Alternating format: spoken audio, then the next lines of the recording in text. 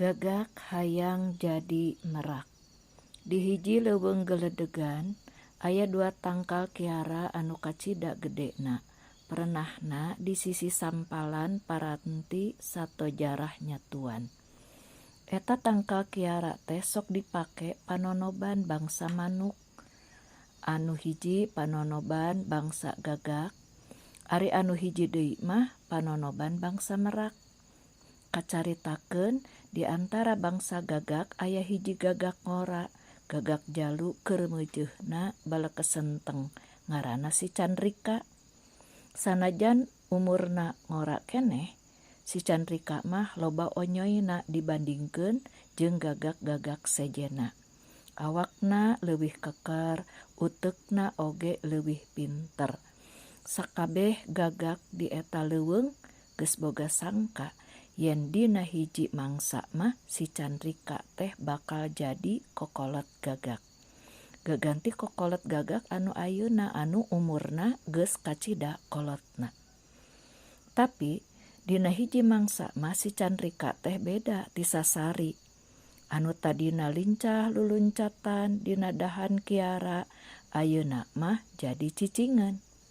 Anu tadina hegar ngelak malah sorana oge sok pangtarikna, ayeuna mah tara kadenge sorana. Gawena ngan ukur cindeten dina dahan kiara anu buni mencilkeun maneh. Kabeh bangsa gagak ngarasa heran kana kaayaan si Candrika teh. Tapi hiji oge taya anu nyahoeun sabab musababna. Ari sababna si Candrika teu daek betus ka sasaha. Ditanya ku itu ku ieu teh angger ngabetem. Keun bae antepkeun meureun keur mangsana mangkat birahi, ceuk kokolot gagak. Teu umum olot, ceuk gagak sejen. Anu keur mangkat birahi mah biasana sok leuwih motah. Sing inget, si Candrika mah beda jeung batur-baturna tong disaruakeun jeung gagak anu biasa-biasa tuh. Nya ari kitu teh mah anu boga kaleuwihan mah biasana oge sok loba kaanehanana. Antukna si Candrika pada ngantep. Keun bae engke oge cager sorangan, ceuk kokolot gagak. Pada ngantep teh si Candrika kalakah beuki resep nyorangan.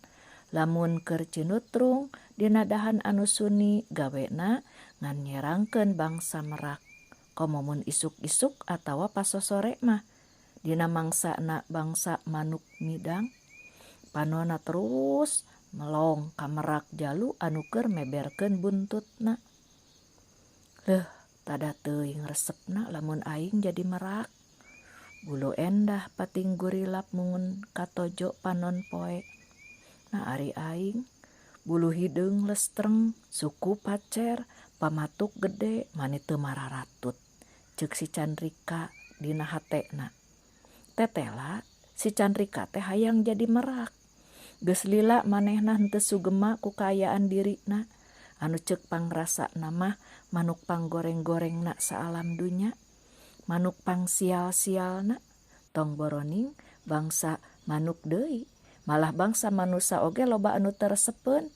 Eta we basa manehna teu ngahaja ngaliwat ka lemur di sisi gunung.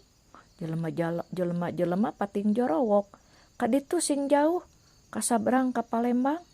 Malah aya anu ditungtungan ku balikna mawa kurupuk. Nya weh aya rasa keuheul, aya rasa ambek ka bangsana sorangan.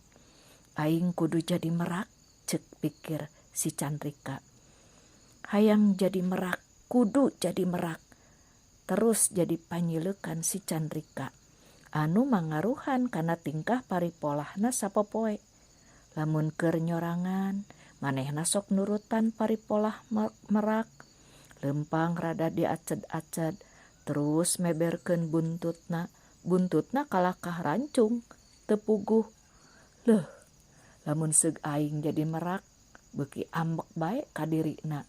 Antukna ambek kanu nakdirkeun manehna jadi bangsa gagak. Nah atuh aing teh kudu jadi gagak. Dina hiji poe si Candrika hiber neangan kahakanan bari angger mikiran kahayangna hayang jadi merak. Barang ngaliwat ka hiji walungan, manehna nenjo baju merak nambru di sisi walungan. Ku manehna di deketan, kamana nu bogana? Si Chandrika ngomong sorangan, luak liuk, eueuh sasaha, buru-buru bae baju merak teh disamber. Di bawah hiber kanu jauh tidinya.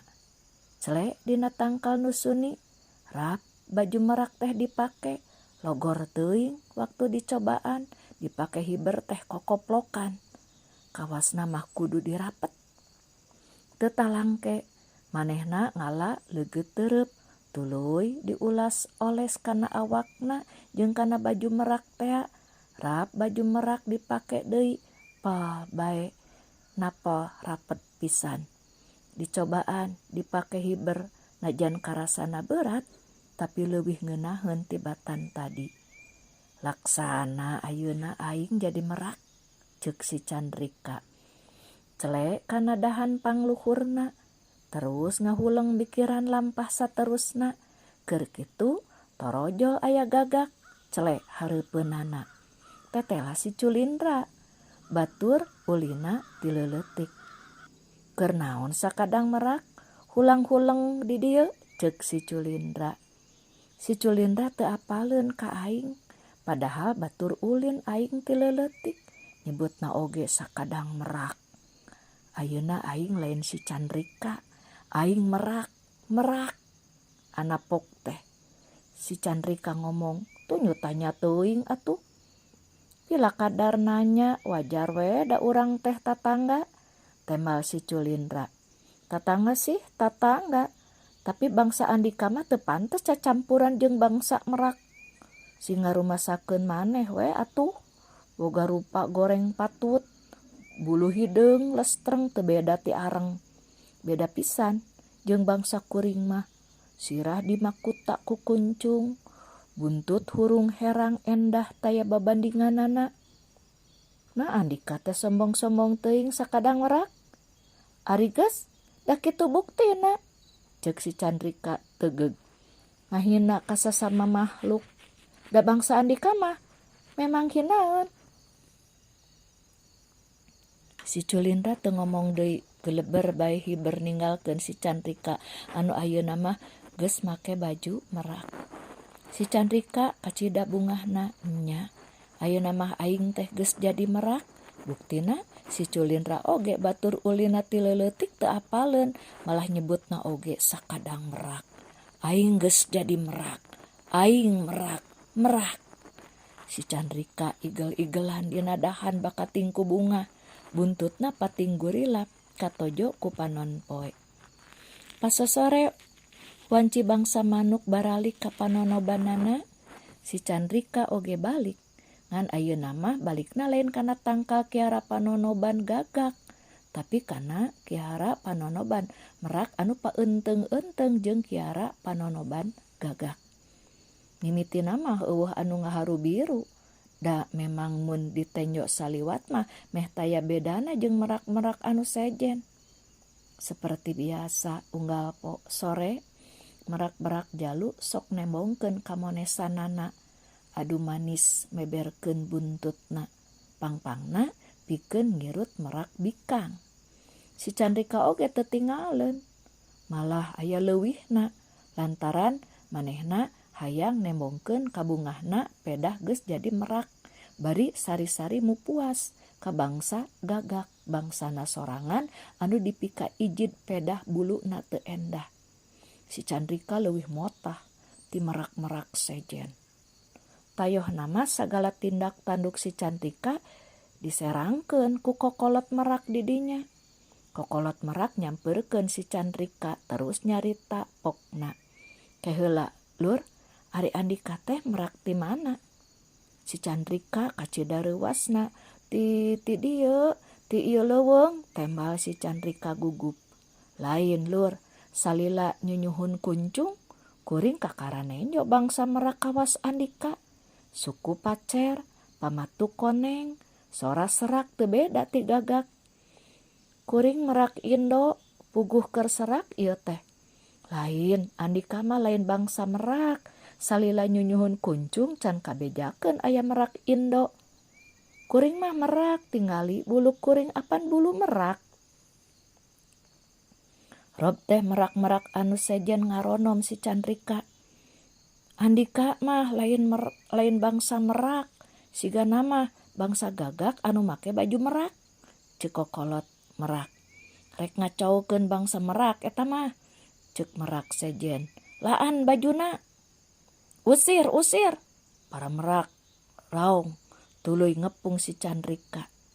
Si Chandrika dipaksa ngalaan bajuna, tapi hese lantaran geus rapet pisan jeung awakna kawantu dirapet ku leugeut teureub loba pisan. Lantaran tanagana leuwih bedas, si Chandrika bisa lepas tina kepungan para merak. Geleber, hiber, kalayang kakalayangan sakedeung, celek bae dina kiara panonoban gagak. Aya merak euy, ceuk hiji gagak.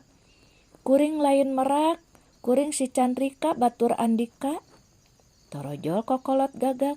Rek naon anjeun ka dieu? Tuh, di ditu panonoban merak mah rek ngacaukeun di dieu. Ceuk kokolot. Kuring lain merak, kuring si Chandrika piraku olot poho ka kuring. Ceuk si Chandrika. Kana sorana kuring apal, kana matana oge kuring apal. Tapi da si Chandrika mah bangsa gagak. Buluna hideung cara kuring teu hurung herang cara Andika. Andika teh bangsa merak anu nyamar jadi si Chandrika. Ceuk kokolot gagak tegeug. Torojol si Culindra. Tah, ieu merak anu tadi ngahina bangsa gagak teh. Culindra, kuring sobat anjeun si Chandrika. Teu bisa, si Chandrika mah bangsa gagak. Kuring apal nya ka si Chandrika. Manehna mah moal mungkin ngahampas bangsa sorangan. Kuring si Chandrika, ceuk si Chandrika bari ugal-ugil rek ngalaan baju merakna, tapi teu bisa da geus pageuh napalna. Eta mah pangacau, usir, usir, podaran we sakalian. Gagak-gagak reang bari rek ngarempug si Chandrika. Ngenjo galagat kitu si Chandrika buru-buru hiber. Tuluy hiber teu eureun-eureun.